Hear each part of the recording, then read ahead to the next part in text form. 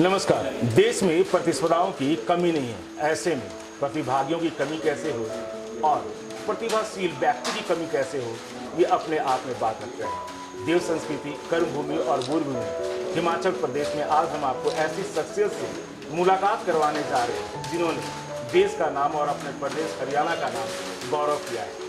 सुरेंद्र कुमार जी हैं, दूसरी बार ओलंपिक खेल करके देश का नाम रोशन किया और सीधे सीधे उनसे बात करते हैं कि पहली बार हिमाचल प्रदेश आए सुरेंद्र जी, कैसा अनुभव कर रहे हैं और कैसा लग रहा है इस मौसम में? सर बड़ा अच्छा लग रहा है क्योंकि हरियाणा में तो इस टाइम बड़ी गर्मी है वहाँ पे, तो इसी उससे आए थे कि घूम के आते हैं, थोड़ा माइंड भी फ्रेश हो जाएगा। क्योंकि पिछले 1.5 साल से हम तो कैंप में हैं, पिछले 1.5 साल से प्रैक्टिस ही कर रहे हैं, घर से भी दूर थे।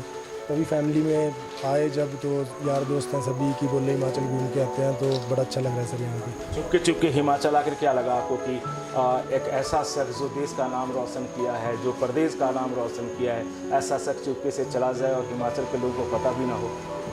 नहीं सर, ऐसी कोई बात नहीं थी। मैंने तो कल ही जो अपने भाई साहब हैं होटल के ओनर हैं यहाँ के, तो उनको मैंने कल ही बोल दिया था कि अगर कोई मीडिया वाला है या कोई भी अपना भाई है तो आप बुला सकते हो, मेरे को ऐसा कुछ नहीं है कि मैं बात नहीं करूँगा। तो उन्होंने मेरे को बोला था कि कल आएंगे वो, बट आप आज थोड़े लेट हो गए, तो मैंने कल ही बोल दिया था ये इस चीज़ के लिए था। चलिए सुरेंद्र जी, सबसे पहले उस बात पे आते हैं जिसके लिए पूरा देश प्रदेश आज गौरव महसूस कर रहा है, गौरवान्वित महसूस कर रहा है। आपके माता पिता को ढेर सारा प्यार, लाड़ प्यार मिला और आपको बहुत सारा आशीर्वाद देश के लिए मिल गया है। क्या कहेंगे जो इस बार की सफलता ओलंपिक में मिली, और ओलंपिक में जाने से पहले कब से आप काम कर रहे हैं, कब से आपको इस प्रतिस्पर्धा में जाने की इच्छा थी, और जब आप विजयी हुए तो क्या महसूस किया? देखिए, पहले तो ये है कि हम पिछले 1.5-2 साल से वहाँ पे बेंगलोर में ही प्रैक्टिस कर रहे हैं, तो अपनी फैमिली से, सभी लड़के फैमिली से भी दूर थे। हम 1.5 साल में शायद 20 या 25 दिन घर आए होंगे बस, नहीं तो हम वहीं पे प्रैक्टिस कर रहे हैं। जब लॉकडाउन था जब भी हमारी प्रैक्टिस चल रही थी, जब लॉकडाउन नहीं था जब भी प्रैक्टिस चल रही थी। तो इसके लिए सभी प्लेयरों ने बड़ा हार्ड वर्क किया है, क्योंकि एक ओलंपिक्स का मेडल आना वो बहुत बड़ी बात है, और हमारा तो 41 साल के बाद मेडल आया अपने देश का, तो बड़ी प्राउड मोमेंट है, पूरे देश को प्राउड मोमेंट है। और मेडल की बात जो मैं कहूँ, जैसे मैंने बताया कि 41 साल के बाद मेडल आना ये कोई मतलब छोटी चीज़ नहीं है, क्योंकि हमारा बहुत हार्ड वर्क है इसके पीछे। सभी जो हमारे कोचेज़ हैं, जो प्लेयर्स हैं, सभी पूरा स्टाफ है जो हमारा सभी का, क्योंकि हम अपने घर से दूर थे तो वो भी अपने घर से दूर थे, हमारे साथ थे। तो ये कम से कम 15-20 साल की मेहनत है सर, जो आज हम इस मुकाम तक पहुँचे हैं। और आगे की मैं ये बोलना चाहता हूँ कि आगे जो भी नेक्स्ट ओलंपिक्स आएगा तो हमारा यही एम रहेगा, फोकस रहेगा कि इस मेडल का कलर चेंज करने के लिए, कि आगे अपने देश को गोल्ड मेडल लाएँ। सुरेंद्र जी, बात समझ में आती है कि 40 साल के वर्षों के बाद ओलंपिक में देश में मेडल आया है, लेकिन क्यों ना कुछ ऐसी प्रयास की जाए जो कि जब भी ओलंपिक हो 40 मेडल देश में आए। चूँकि एक जो प्रतियोगिता होती है उसमें जो प्रतिभागी भाग लेता है उसके पीछे उसके माता पिता, पूरे परिजन, उनके कोच, उनकी पूरी टीम पूरी मेहनत करती है, और कहीं जाकर के एक को मेडल मिलता है। तो हर ओलंपिक में 40 साल के बाद एक नहीं आकर के हर बार 40 मेडल आए, इस और किस तरीके से ध्यान रखना चाहिए, चूँकि आपने उससे बहुत नज़दीक से पार्टिसिपेट किया है? देखिए, इस ओलंपिक्स में आई थिंक सबसे ज़्यादा मेडल आए हैं अपने ओलंपिक्स में, 7 मेडल आए हैं। तो मेरा मानना ये है कि इम्प्रूवमेंट हो रही है। जैसे पिछले ओलंपिक्स में सिर्फ 2 मेडल थे हमारे, और अभी 4 साल में देख लो आप 7 मेडल आए हैं, 5 मेडल की इम्प्रूवमेंट हुई है। तो ये इम्प्रूवमेंट मेरे को लग रहा है 2024 के ओलंपिक्स में भी होगी। जैसे चल रहा है, जैसे जो सरकार की पॉलिसी है वो बहुत अच्छी है। जैसे मैं खुद अगर हरियाणा सरकार की पॉलिसी बताऊं तो आई थिंक पूरे देश में सबसे बेस्ट पॉलिसी हरियाणा की है, कि उनको जो भी मेडल लेके आता है अच्छी जॉब ऑफ़र करना, और उसको प्राइज़ मनी देना या कहीं पे घर देना, सब कुछ मतलब हरियाणा की पॉलिसी सबसे बेस्ट है आज के टाइम में। तो मेरा मानना यही है कि अगर ऐसे ही चलता रहा, जो सरकार अभी मतलब सपोर्ट कर रही है स्पोर्ट्स पर्सन को, कोई किसी भी स्पोर्ट्स में है, तो मेरा मानना है कि नेक्स्ट ओलंपिक्स में भी जहाँ 7 मेडल है, तो अगले ओलंपिक्स में आई थिंक 11-12 मेडल जरूर आएंगे। ठीक कहा आपने। ऐसे भी और भी बच्चे हैं जो सही वक्त पर उनको सही जो इक्विपमेंट है वो नहीं मिल पाता, या उनके पास खर्च करने के लिए पैसे नहीं है, या प्रॉपर वे में कोई इंस्टीट्यूशंस उन तक पहुंच नहीं पाता, या वो नहीं पहुंच पाते, या वैसे कोच नहीं मिलते। उनके लिए बाकायदा और भी स्टेट की सरकारों को या भारत सरकार को स्पोर्ट्स पे और किस तरीके से ध्यान देना चाहिए? देखिए, अगर इन चीज़ों की बात करूँ तो मैं खुद मैं जहाँ से मैंने 2003-04 से हॉकी स्टार्ट किया, मेरे पास अब तक वहाँ पे टर्फ नहीं है खेलने के लिए, अब तक लेके 2003 से लेके आज 2021 आ गया। तो मेरा मानना ये है कि जहाँ पे भी आपको किसी भी तरीके का ग्राउंड है, अगर आप हार्ड वर्क करोगे तो कहीं ना कहीं आप ज़रूर पहुँचोगे। अगर मेरी खुद की पर्सनली मैं बात बताऊँ, अगर मैं भी ये सोचता कि मेरे पास ग्राउंड नहीं है और मैं मेहनत नहीं कर सकता तो आज क्या पता मैं आपके सामने नहीं बैठा होता। तो मेरा मानना खुद का पर्सनली ये है कि आपको जिस तरीके की भी ग्राउंड मिल रही है, जिस तरीके से भी आप, मैं मानता हूँ बड़ी मुश्किल चीज़ है। अगर आपके पास ग्राउंड नहीं है, इक्विपमेंट नहीं है, तो मेहनत करना बड़ा मुश्किल है। बट जिस भी तरीके की आप सिचुएशन में मेहनत कर रहे हो, अगर मेहनत करोगे तो कहीं ना कहीं आप मुकाम पर जरूर पहुँचोगे। किस खेल में आपकी सबसे ज़्यादा पहले रुचि थी और आखिरकार आप कहाँ आए? ऐसा भी सुना आ रहा है कि जब आपने स्टार्ट किया था तो कुछ और करना चाहते थे और कुछ और हो गया।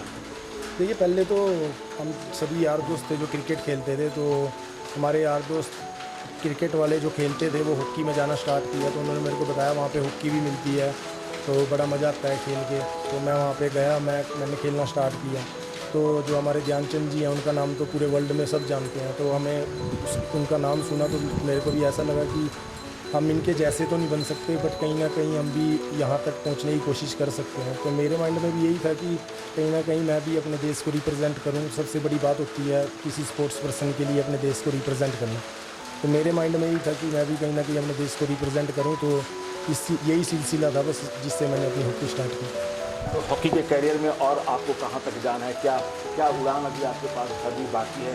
और बाकी युवाओं के लिए आप क्या मैसेज देना चाहते हैं, चाहे वो आपका अपना हरियाणा प्रदेश हो या जहाँ इस वक्त आप बैठे हिमाचल प्रदेश, नशे से अलग युवाओं के लिए क्या कहना चाहते हैं? देखिए, मेरा खुद का पर्सनली मानना ये है कि जैसे हमें देश सपोर्ट कर रहा है, तो अब हमारा फ़र्ज़ बनता है कि हम देश को ऊपर लेके जाएं। अपनी हॉकी में लगा लो या किसी भी स्पोर्ट्स में लगा लो, तो ये स्पोर्ट्स का, अगर स्पोर्ट्स पर्सन कुछ अच्छा करेगा तो उसमें अपने आप देश का नाम अच्छा होगा, नाम रोशन होगा। और युवा पीढ़ी के लिए तो मैं यही बोलना चाहता हूँ कि आप जिस भी फील्ड में हो, चाहे पढ़ाई की फील्ड है, स्पोर्ट्स की फील्ड है, आप अगर हार्ड वर्क करोगे और मेंटली स्ट्रॉन्ग रहोगे तो आप कभी भी वीक नहीं हो सकते। क्योंकि उतार चढ़ाव सब में आते हैं, स्पोर्ट्स में भी आते हैं, हम भी हारते हैं। जैसे हम ओलंपिक्स का सेमीफाइनल मैच हारे, बट उसके बाद मेंटली स्ट्रॉन्ग होना बड़ा ज़रूरी है। अगर आप उस चीज़ को लेके बैठ जाओगे, जैसे हम सेमीफाइनल हमने लूज़ किया था, तो अगर हम उस चीज़ को सोचते कि हमने सेमीफाइनल हार गए तो क्या पता आज हम थर्ड भी ना आते। तो उस चीज़ के लिए मेंटली स्ट्रॉन्ग होना बड़ा ज़रूरी है। अप डाउन हर लाइफ में चलता है, पढ़ाई में भी चलता है। जैसे पढ़ाई में फेल भी होते हैं, उसके बाद मैरिट में भी आते हैं। तो आपको मेंटली स्ट्रॉन्ग होना बड़ा ज़रूरी है, और अगर आप हार्ड वर्क करोगे तो आप किसी भी मुकाम तक पहुँच सकते हो। आखिर में एक सवाल रहेगा सुरेंद्र कुमार जी की इस सफलता का श्रेय किसको देना चाहेंगे? सफलता का श्रेय सर मैं पूरे देश को देना चाहता हूँ कि सभी की इतनी दुआएं थी, और जैसे हमारे प्रधानमंत्री जी श्री नरेंद्र मोदी जी ने जो हमसे जाने से पहले बात की, फिर हम वहाँ पे मैच हारे उसके बाद भी बात की, सभी प्लेयरों का कॉन्फिडेंस अप किया सभी स्पोर्ट्स में। और हमारा जब मेडल आया उसके बाद बात की उन्होंने, उसके बाद फिर ऑनर किया, वहाँ पे दिल्ली में बुलाया, हमसे दिल्ली में मुलाकात की पर्सनली। तो ये बड़ी अच्छी चीज़ है एक स्पोर्ट्स पर्सन के लिए। अगर मेरे लिए, मैं खुद अपनी पर्सनल बात बताऊँ, तो इससे बड़ा कॉन्फिडेंस अप होता है। अगर आपका किसी देश का प्रधानमंत्री आपसे डायरेक्ट बात कर रहा है तो वो एक प्राउड मोमेंट है। तो मैं पूरे देश को ये श्रेय देना चाहता हूँ। और मैंने पहले भी जहाँ भी मैंने इंटरव्यू दिया है, मैंने सभी जगह यही बोला है कि ये हमारा मेडल नहीं है, पूरे देश का मेडल है, और हम इस मेडल को पूरे देश को डेडिकेट करना चाहते हैं। शुक्रिया सुरेंद्र कुमार जी, आप मुझसे बात करने के लिए। जब ओलंपिक का खेल हो रहा था, पूरी देश की निगाहें हम तमाम भारतीयों की उस ओर थी जहाँ पूरे भारतीय प्रतिभागी इस प्रतियोगिता में भाग ले रहे थे। सबको मानो ऐसा लग रहा था कि इस बार कुछ अनोखा होने वाला है। और सचमुच उन माँ बाप के सपूतों ने देश का नाम रोशन किया, और देश के प्रधानमंत्री बाकायदा चाहे हार हो या जीत, लगातार मनोबल बढ़ाने में कोई कसर नहीं छोड़ी। युवाओं से भी यही निवेदन है कि कुछ ऐसा कर जाए जिससे देश का नाम ऊंचा हो। फिलहाल अपने सहयोगी नाकी कौर के साथ मुझे दीजिए इजाजत, और देश और प्रदेश की तमाम बड़ी खबरें देखने के लिए बने रहिए RV7 न्यूज़ के साथ।